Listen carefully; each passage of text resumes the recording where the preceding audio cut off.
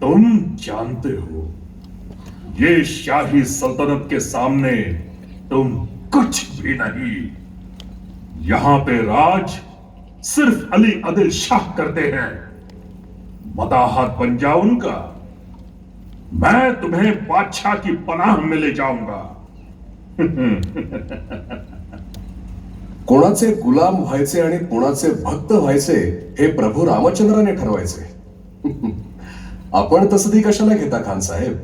ज्याचे जैसे असेल त्यास तैसे फळ मिळेल. अपनी सब शेखी भूलकर इस अफजल खान से गले मिलो.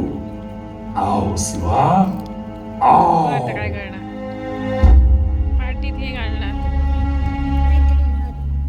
राजांचे सारे गुन्हे माफ करून खानानं राजांना आलिंगन देण्यासाठी अवघ्या महाराष्ट्राचं भाग्य आपल्या कवेत घेऊन गुदमरून टाकण्यासाठी आपले विशाल बाहू पसरले.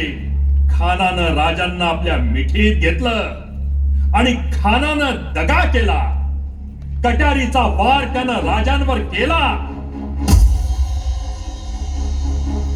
पण राजे नरसिंहाचे अवतार असते. क्षणार्धात वाघ नखे खानाच्या पोटात खुपसून खानाचा कोथळाच बाहेर काढला.